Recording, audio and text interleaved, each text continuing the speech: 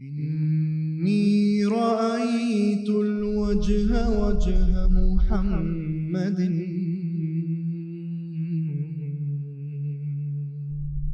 وجه كبدر الليلة البلماء شمس الهدى طلعت لنا من مكة عين الندى نبعت لنا بحراء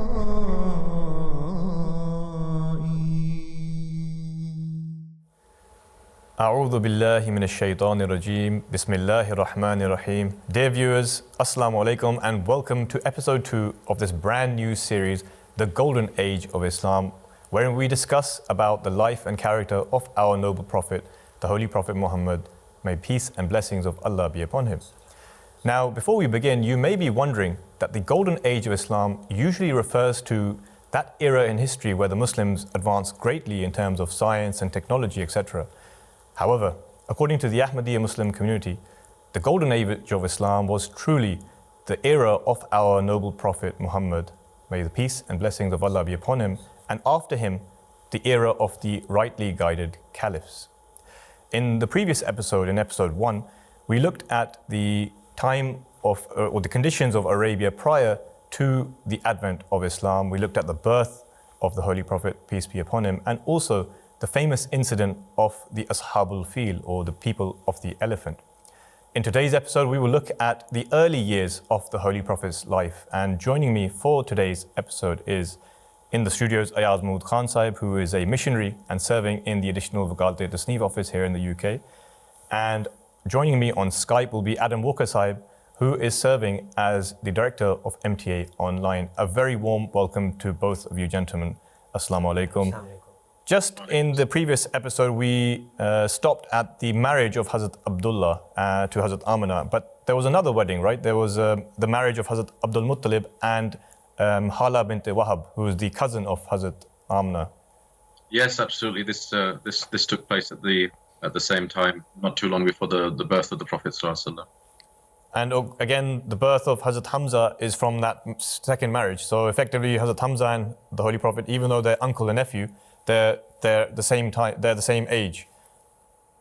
They're the same. Yeah, they're the same age. And what we find is that the Holy Prophet ﷺ was suckled by two different people to begin with. So obviously his mother Hazrat Amina, and then from Thuwayba. And Thuwayba herself was someone that, as you mentioned, she had suckled both Hazrat Hamza, who was the uncle of the Prophet ﷺ, and the Holy Prophet ﷺ. So as well as being the uncle, as you mentioned, he was also the milk brother of the Prophet ﷺ. And the role of Thuwayba is, it doesn't sort of end there. We have reports of the Prophet ﷺ sort of, even though it was a brief time, having this bond with her and always being conscious of her well-being and concerned for her, even later on. That's the same thing we find, Adam Sahib, with Hazrat Halima as well, right? Thuwayba being the first person who suckled the Holy Prophet. The famous person after that is Hazrat Halima. Yeah, absolutely. So after, as I say, it was a short period of time, and then after this, there's this Halima, and she comes to Mecca. By the accounts that we have, it seems like where she'd come from, they were the Bani Hawazim, which belonged to the Bani Sa'd. That there was they were on sort of down on their luck, so as to speak. The times were quite difficult. She herself was a wet nurse, so she had come to Mecca to seek out somebody, a child to take back to look after. And to suckle and to raise in those very sort of early infant years, usually sort of the first couple of years. And this was it's very interesting that when Hazrat Halima came to Mecca, she was a bit hesitant at picking the Holy Prophet because he was an orphan. And of course, in those days, you would take a child, and through that, you would get remuneration, and it would be a source of living. But there's an interesting quote, in fact, I'll just read it to you. Hazrat Halima herself says that Prior to the arrival of Muhammad sallallahu alaihi wasallam, we suffered times of hardship and poverty. But immediately after the arrival of the child, this poverty was miraculously transformed into prosperity, and we began to see blessings in all of our matters.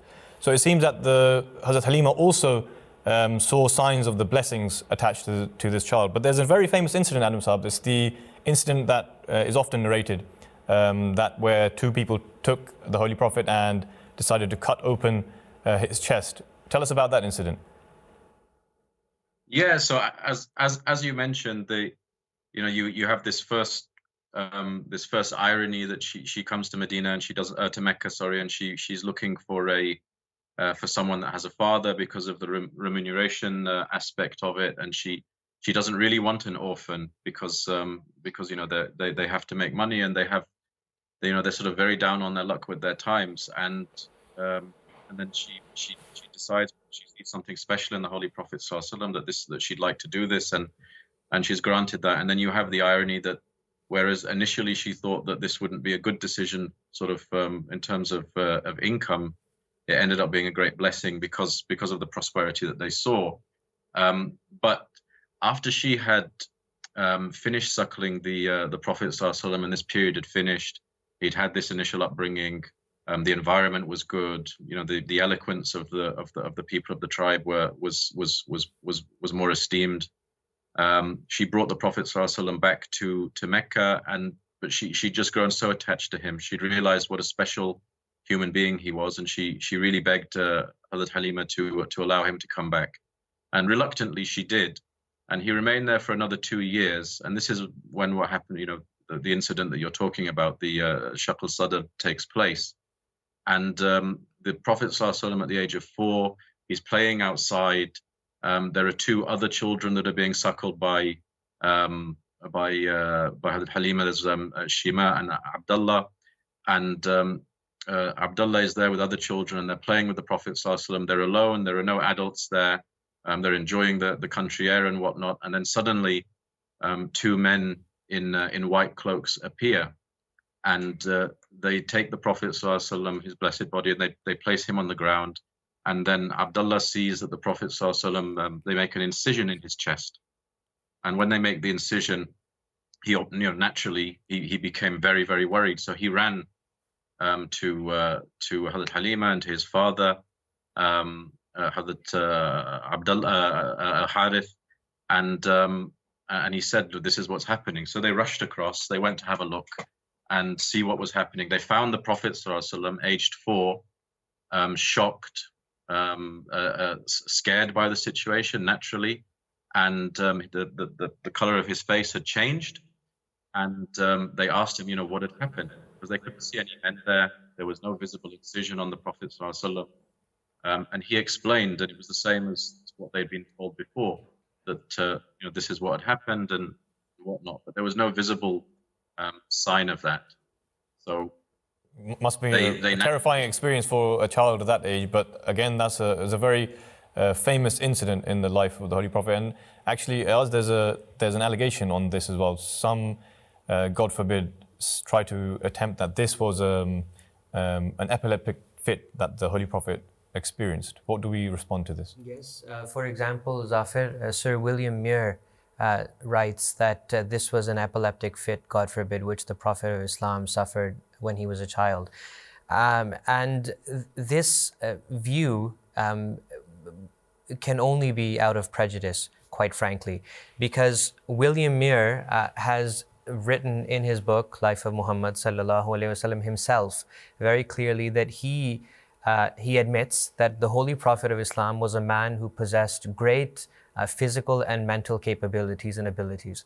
And epilepsy is generally a thing which someone suffers who is weak mentally and physically speaking. So when William Muir himself admits that the Prophet of Islam was a man who was gifted with wonderful qualities as far as his mental abilities and physical abilities was concerned, how can we say that this was an epileptic fit? And again, just thinking about this from a logical perspective, what kind of an epileptic fit is it that other people also witness that Two people have come. They're wearing white cloaks. They've laid the Prophet down. They have made an incision into his chest. They've taken his heart out. So only the Holy Prophet ﷺ was not the only one who experienced this. It is narrated in that narration, which William Muir is well aware of, and which they quote as well in all of their books, these Orientalists, that the foster brother, the stepbrother of the Holy Prophet ﷺ, the son of Hazrat Halima, ran to his mother to tell the mother and father what is happening to his brother Muhammad ﷺ. So if it was an epileptic fit, he would not have told this story that somebody is cutting open the chest of Muhammad ﷺ.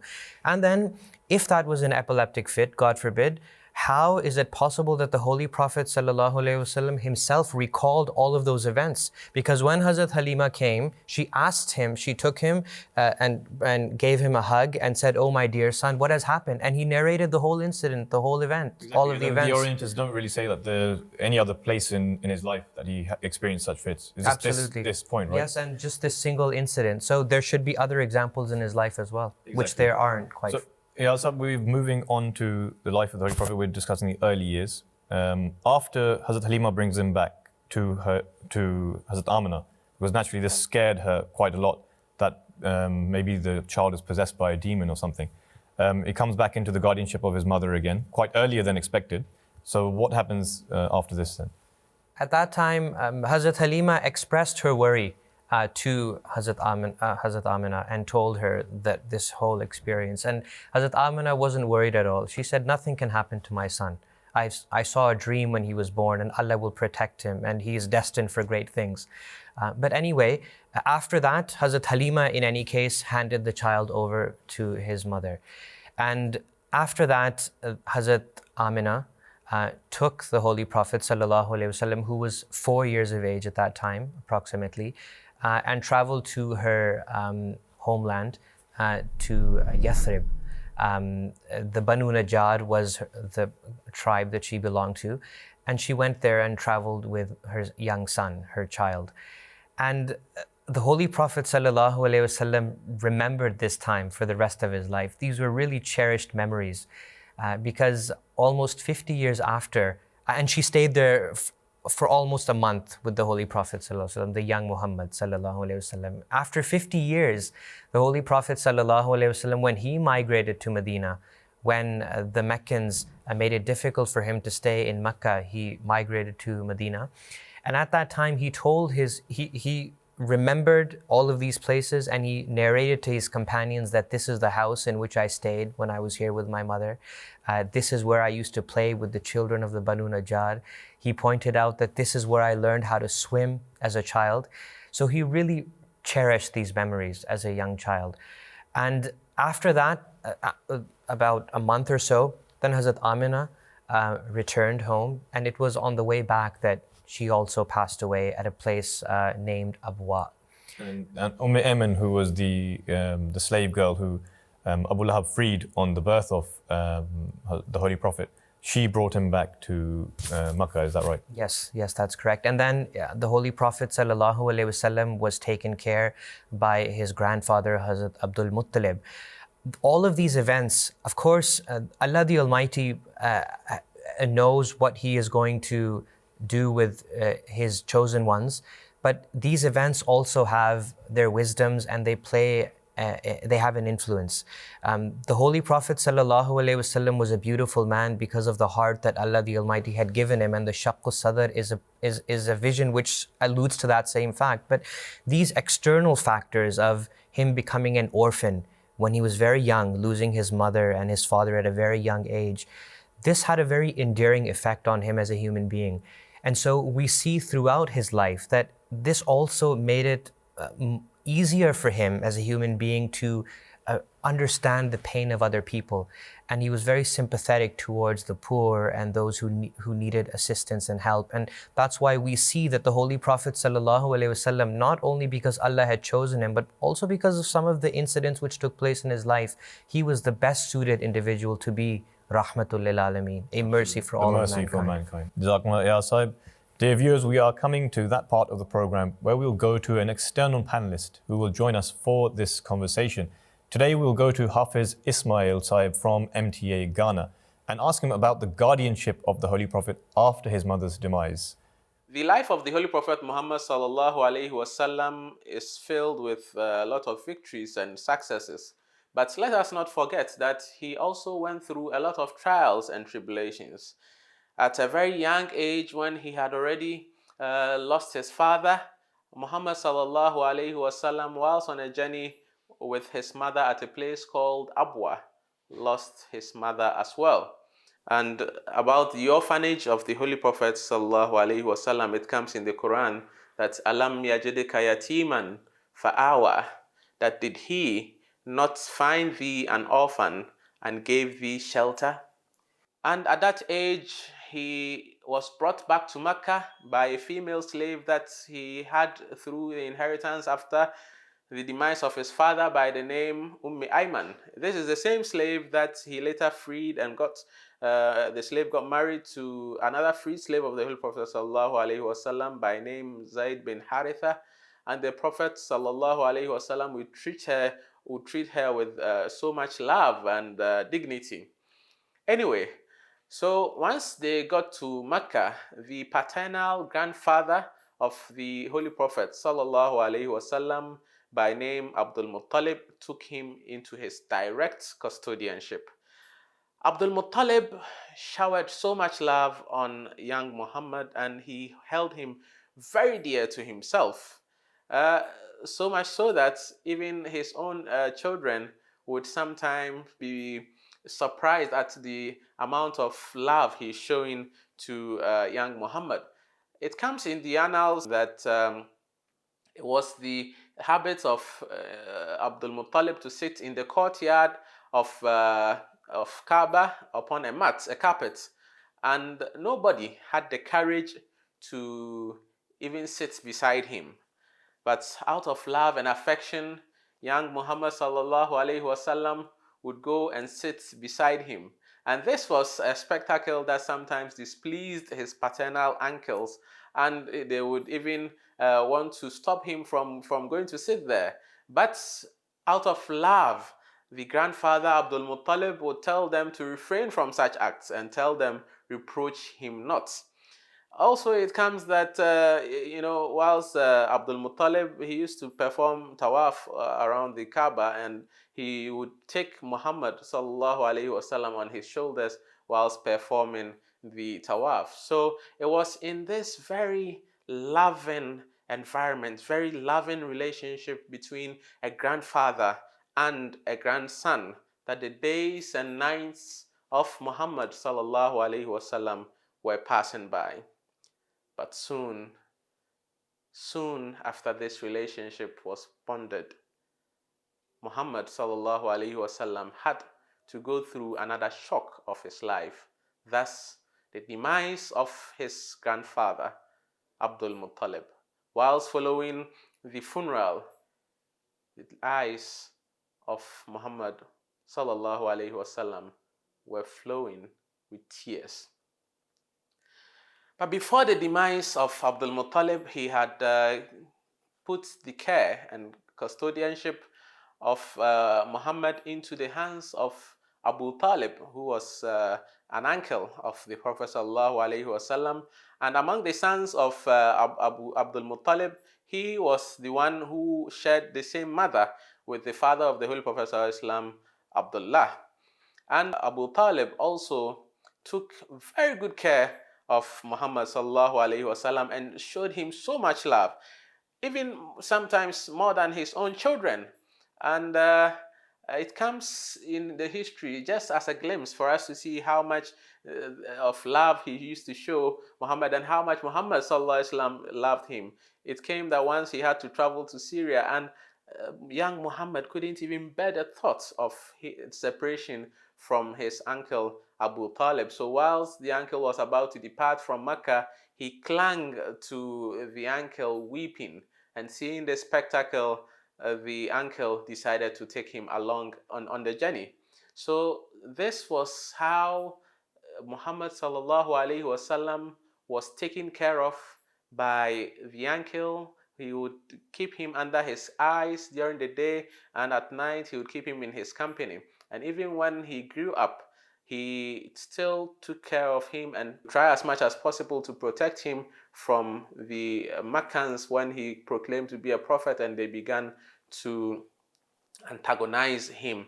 So that was the guardianship of the grandfather, Abdul Muttalib, of the grandfather of the Holy Prophet Sallallahu Alaihi Wasallam, Abdul Muttalib, and the uncle of the Holy Prophet Sallallahu Alaihi Wasallam, Abu Talib. Jazakumullah to Hafiz Ismail Saib from MTA Ghana, that we were discussing about the life of the Holy Prophet Sallallahu Alaihi Wasallam in this series, The Golden Age of Islam. We have covered up to where the Holy Prophet's mother has passed away, and also after that he was entrusted to the guardianship of his uncle, firstly to his grandfather Abdul Muttalib and then to his uncle Abu Talib. Adam Saib, Assalamu alaikum wa rahmatullah. Adam Saib, we are now getting on to that part of the program where we are discussing a very famous incident in terms of the life before prophethood, in the early years of the Holy Prophet, where he traveled to Syria, and a special incident happened with a monk named Bahira over there. Tell us about that incident.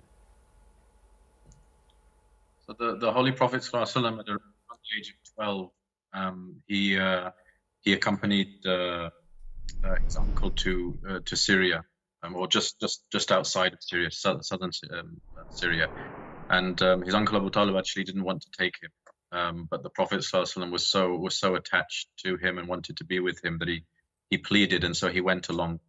And as he reached a point in southern Syria, which is called Busra, it's a place where this monk lived, Bahira, and as the caravan passed where he was, he had the intuition that a prophet would be raised, and the reason was that the rocks and the plants that were in the area began to prostrate, and this was a sign for him. So he went to the uncle of the Prophet ﷺ and he explained to him that this is my intuition and this is what I feel, and you should protect the Holy Prophet Sallallahu Alaihi Wasallam.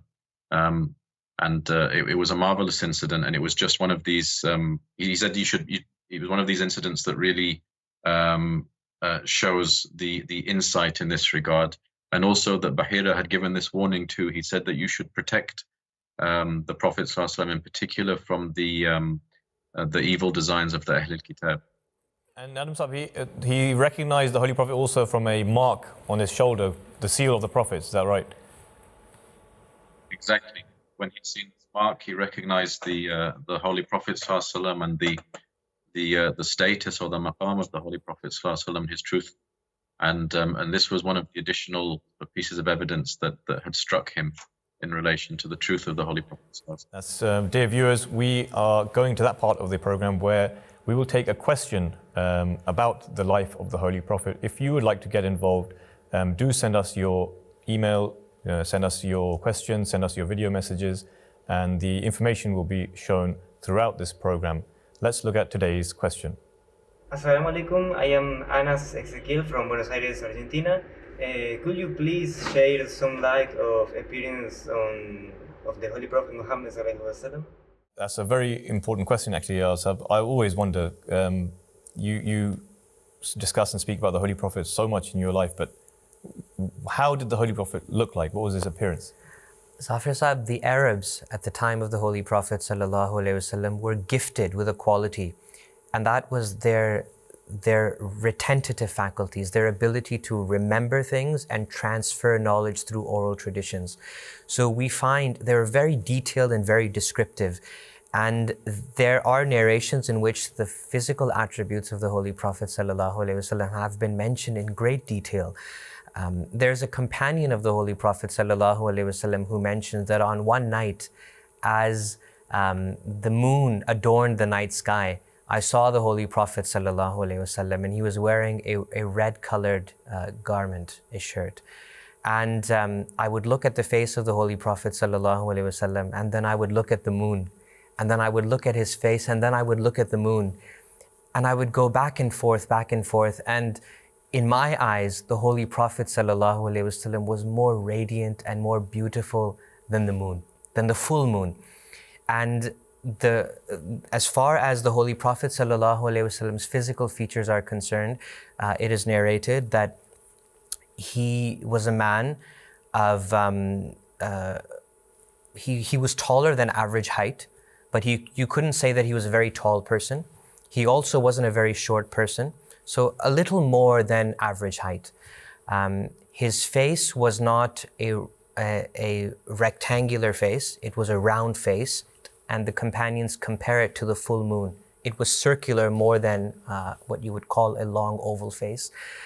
He had black hair, and his hair wasn't curly, it also wasn't perfectly straight, but it was what you could refer to as wavy hair, or hair that turned at the bottom. When it was long, it would reach his earlobes, longer than his earlobes. In some narrations, it would reach his shoulders, but in between that, it is narrated that the Prophet of Islam, he had what appeared to be very dark black eyes. And he had his forehead was wide and noticeable. His eyelashes were long and slender and thin, long but thick eyebrows. His eyebrows. His eyelashes were long and thin. His eyebrows were also thin and long, thick eyebrows, but they weren't joined, what is referred to as a unibrow. That wasn't the case. He had space in between. His nose was long and looked somewhat elevated, lifted a bit, raised. His skin color wasn't dark brown, but it also wasn't white. So it was in between, but towards whitish. Then it is narrated that the Prophet of Islam was broad-chested. He wasn't a hairy man. He had a little amount of hair which in a line which went from his chest to his belly button. He was a man who was of firm build, and he was strong. He had broad palms, and his fingers were long. His neck was also long. It wasn't a short neck, as you could say.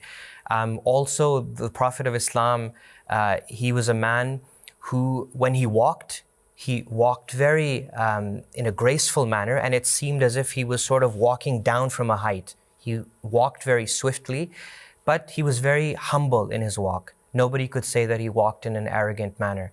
And then the Holy Prophet ﷺ, his beard was also very thick.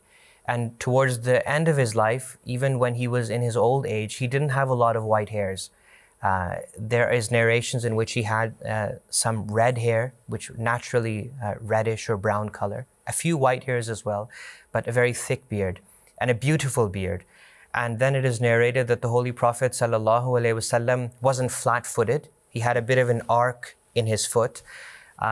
So all of these things suggest, and then Sir William Muir has narrated, and the companions also mention this as well, that he was a man who had a certain awe and grandeur in his person. So when people narrate that when you saw the Holy Prophet ﷺ and before you knew him, you would be awe-inspired by him and somewhat fearful because of his grace and his grandeur.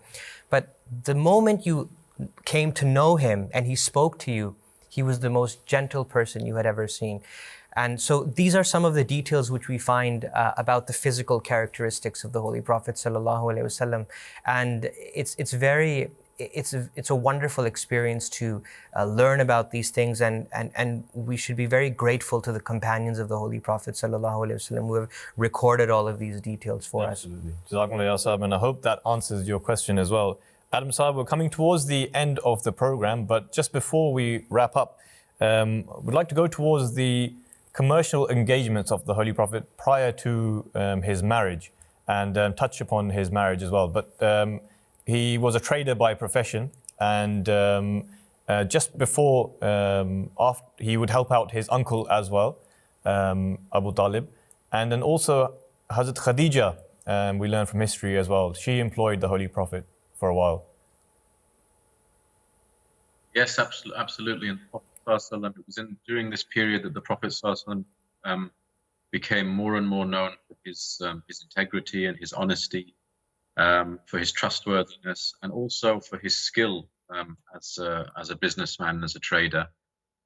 He used to travel to different places. We know that he went to Bahrain, to Yemen, to Syria or Sham, so Greater Syria, and he had been sent by Hazrat Khadija radiallahu anha as well to Syria, and one of her slaves was sent to accompany him and to assist him. And when he returned, he was recognized for exactly the same qualities.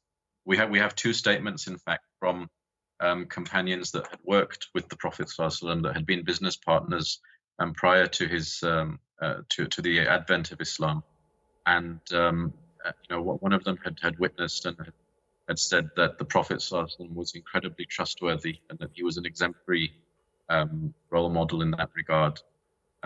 So we have these accounts that really speak towards this integrity of the Prophet ﷺ and his very, very unique character. And of course, that perhaps it was that his piety and his good, virtuous nature that probably attracted Hazrat Khadija, because Hazrat Khadija was also known as Tahira, as in she was also a virtuous lady herself. And that marriage took place when the Holy Prophet was 25 years old. Exactly. We have this situation with Hazrat Khadija radiallahu anha, that she was, as you mentioned, known as Tahira. She was known as a noble, pure lady. She had been married twice, and both of her husbands had sadly passed away. She had children, and was now a widow raising them. A very successful business woman, and known for her integrity, as you'd mentioned. And she had sent her slave Maysara across with the Prophet ﷺ, and Maysara had told her, the Prophet ﷺ was this incredible individual in terms of his integrity and honesty. And she herself clearly was someone, lots of people had asked for her hand in marriage. There were lots of suitors, but she had said no to all of them. Clearly, because of her moral character, she only wanted to marry that individual that had a very high moral character. She'd observed this in the Holy Prophet ﷺ, and she requested that the marriage should take place. And when that happened, the Prophet ﷺ consulted his uncle, and his uncle was happy with the proposal, and therefore he was happy to accept it. And this is how this wonderful, wonderful marriage took place. Exactly. And at the time, Ayaz, the Holy Prophet ﷺ was 25 years old, and Hazrat Khadija was 40 years old. And the Holy Prophet's children, all of them except for Hazrat Ibrahim, was from this marriage. Absolutely. The child of Hazrat Ibrahim was from Hazrat Maria Kiptiya. Other than that, all of the children of the Holy Prophet ﷺ were from Hazrat Khadija. The Holy Prophet was blessed with 3 sons from Hazrat Khadija, Qasim, Tahir, and Tayyib, alayhimus salam. May peace be upon all of them. In some narrations, there is mention of a 4th son, Abdullah, but most people are in agreement that that was another name for the Holy Prophet's youngest son, who was Tayyib. Other than that, the Holy Prophet ﷺ had 4 daughters. His eldest daughter was Hazrat Zainab, who was married to Hazrat Abul As, who did not accept Islam immediately, but he did, and they had 2 children, Ali and Umama, and Umama then became a wife of Hazrat Ali radiallahu anhu, the 4th Khalifa after the demise of Hazrat Fatima.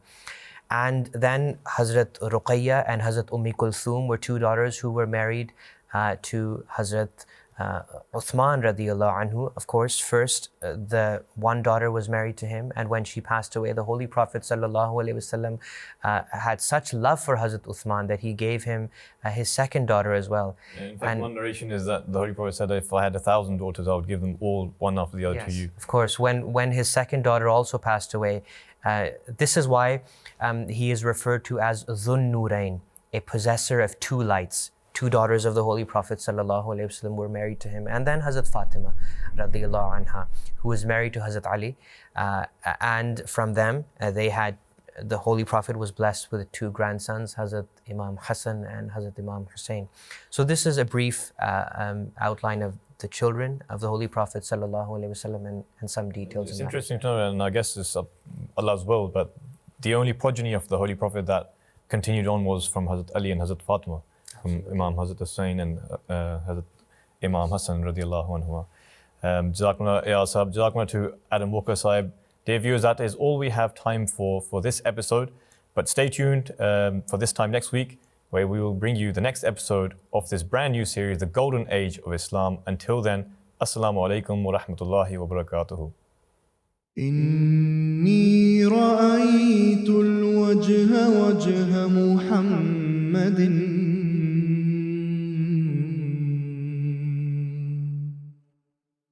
وجه كبدر الليلة البلماء